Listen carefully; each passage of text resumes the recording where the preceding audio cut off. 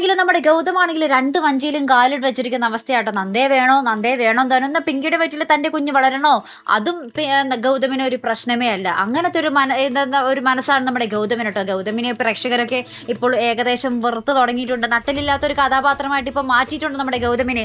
ഇതിനോടൊപ്പം തന്നെ നമ്മുടെ നന്ദയും നമ്മുടെ പ്രേക്ഷകർക്ക് വെറുപ്പ് ഉളവാക്കുമോ? അതേ കൂട്ടുകാരെ, അത് നമുക്ക് കണ്ടു തന്നെ അറിയണം കേട്ടോ. നന്ദ ഈ ഒരു പിങ്കിയുടെ ചതി തിരിച്ചറിഞ്ഞിട്ട് നമ്മുടെ ആ ഒരു കുഞ്ഞിനെ അവസാന ചുംബനം നൽകി അവിടെ നിന്നും പടിയിറങ്ങുകയാണെങ്കിൽ നമ്മുടെ ആ ഒരു ചന്ദ്രകാന്തം പ്രേക്ഷകരുടെ ഉള്ളിൽ നന്ദയ്ക്ക് ഒരു അന്തസ്സം ഉണ്ടാകും അല്ലേ?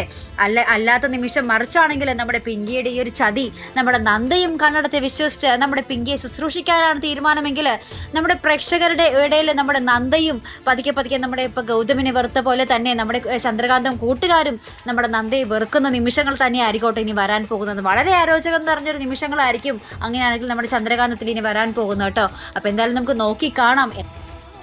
എന്തായാലും എൻ്റെ ഒരു അഭിപ്രായത്തിൽ നന്ദ അവിടെ നിന്നും പടിയിറങ്ങുന്നത് തന്നെയാണ് നല്ലതല്ലേ? എന്തായാലും നമ്മുടെ പിങ്കിയുടെ ചതി പല നാൾ കള്ളൻ ഒരു നാൾ പിടിയിൽ എന്ന പോലെ നമ്മുടെ പിങ്കിയുടെ ചതി ഒരു ദിവസം ഇന്ത്യവരം കുടുംബം മനസ്സിലാക്കും. പ്രത്യേകിച്ച് നമ്മുടെ ഗൗതം മനസ്സിലാക്കും. അങ്ങനെ നമ്മുടെ പിങ്കിയുടെ ഒരു ചതി മനസ്സിലാക്കി തിരികെ നമ്മുടെ നന്ദയെ തേടി നമ്മുടെ ഗൗതം പോകുന്ന ഒരു നിമിഷങ്ങളാണ് ചന്ദ്രകാന്തത്തിൽ വരുന്നതെങ്കിൽ നമ്മൾക്ക് ചന്ദ്രകാന്തം കൂട്ടുകാർക്ക് ഒത്തിരി സന്തോഷം നൽകുന്ന ഒരു നിമിഷങ്ങൾ തന്നെയായിരിക്കും അല്ലേ? അല്ലാതെ മറിച്ചാണെങ്കിൽ നമ്മുടെ പിങ്കിയെ ശുശ്രൂഷിച്ച നമ്മുടെ ഗൗതവും നിൽക്കുന്ന ഒരു രംഗങ്ങളാണ് നമുക്ക് കാണുവാൻ സാധിക്കുന്നതെങ്കിൽ അത് വളരെ മോശം തന്നെ ആയി പോകും അല്ലെ? എന്തായാലും നമുക്ക് നോക്കി കാണാം കേട്ടോ.